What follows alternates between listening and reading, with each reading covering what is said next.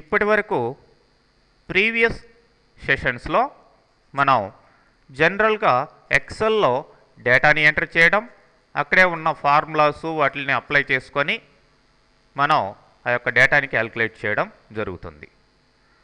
మరి అట్లా కాకుండా విజువల్ బేసిక్ ప్రోగ్రామింగ్ లాంగ్వేజ్ యొక్క టెక్నిక్స్ని ఈ యొక్క ఎక్సెల్లో ఉండే డేటా మీద ఏ విధంగా అప్లై చేసి ఆ యొక్క డేటాని మ్యానిపులేట్ చేయించాలి అనేది ఈ సెషన్ నుంచి కొన్ని సెషన్స్ మనం చూడడం జరుగుతుంది.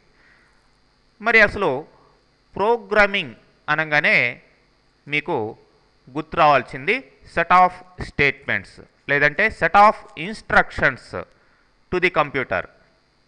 ఇంకా చెప్పాలంటే set of step by step instructions to the computer to manipulate the data లేదంటే to manipulate the computer data లేదంటే కంప్యూటర్లో ఉండే ఇన్ఫర్మేషన్ని మ్యానిపులేట్ చేసేదానికి స్టెప్ బై స్టెప్ ఇన్స్ట్రక్షన్స్ని మనం వాడడం జరుగుతుంది ప్రోగ్రామింగ్ ద్వారా. మరి ఒక ప్రోగ్రామ్ అంటే కంపల్సరీగా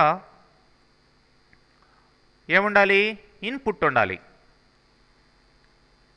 మరి డేటాని స్టోర్ చేసుకోవాలి, డేటాని క్యాల్కులేట్ చేసుకోవాలి, మరి ఫైనల్గా అవుట్పుట్ ఇవ్వాలి.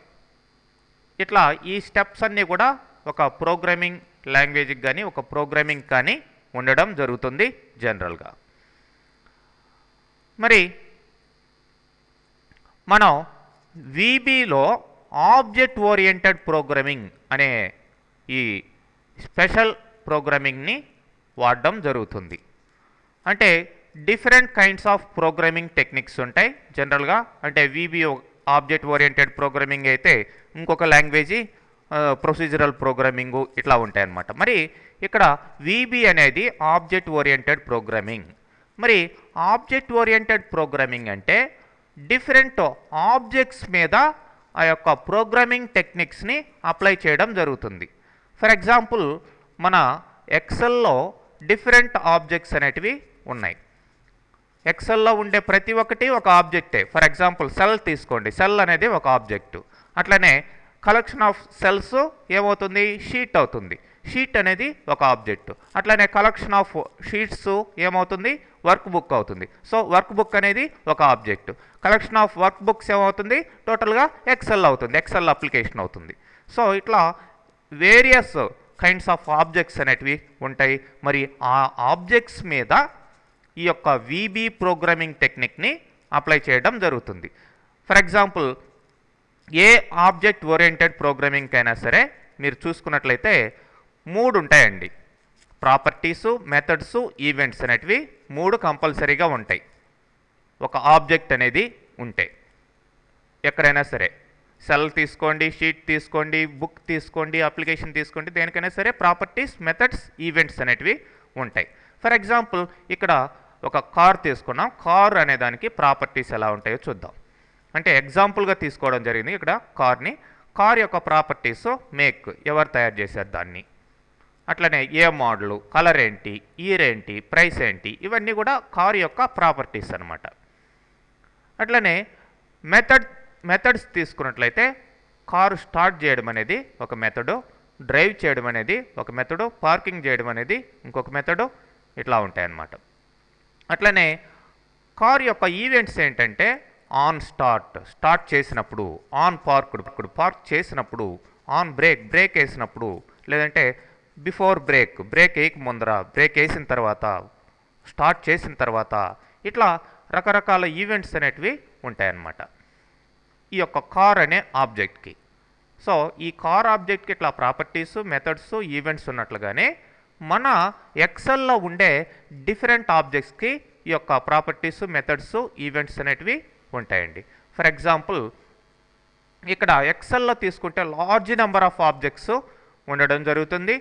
సో మరి వాటిల్లో ఫస్ట్ మనం అప్లికేషన్ ఆబ్జెక్ట్ని టాప్ లెవెల్ ఆబ్జెక్ట్గా చెప్పుకోవచ్చు. ఎక్సెల్ ఓపెన్ చేయగానే ఎక్సెల్ అనేది ఒక అప్లికేషన్ కాబట్టి ఎక్సెల్, వర్డ్, పవర్ పాయింట్ వీటిని అప్లికేషన్స్ అంటారు. మరి ఈ యొక్క అప్లికేషన్కి, ఎక్సెల్ అప్లికేషన్కి వర్షన్ ఏంటి?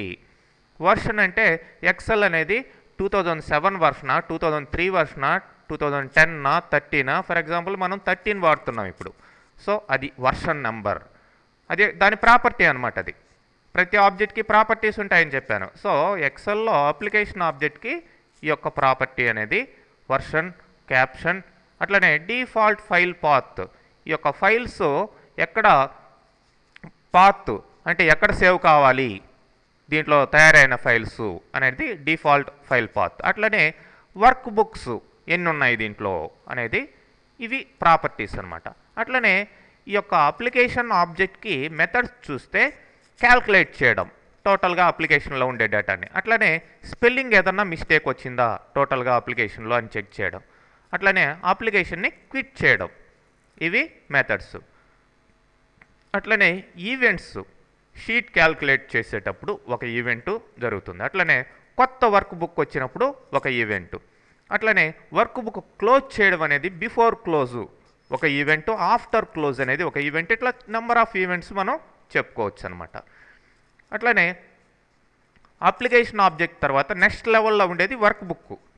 మరి వర్క్ బుక్ ఆబ్జెక్ట్కి ప్రాపర్టీస్, వర్క్ బుక్ నేమ్ ఏంటి, దాంట్లో ఎన్ని షీట్స్ ఉన్నాయి, సేవ్ అయిందా లేదా, అట్లనే మెథడ్స్ చూసినట్లయితే క్లోజు, ప్రింట్అవుట్ తీసుకోవడం, సేవ్ చేయడం, ఇట్లాంటివి.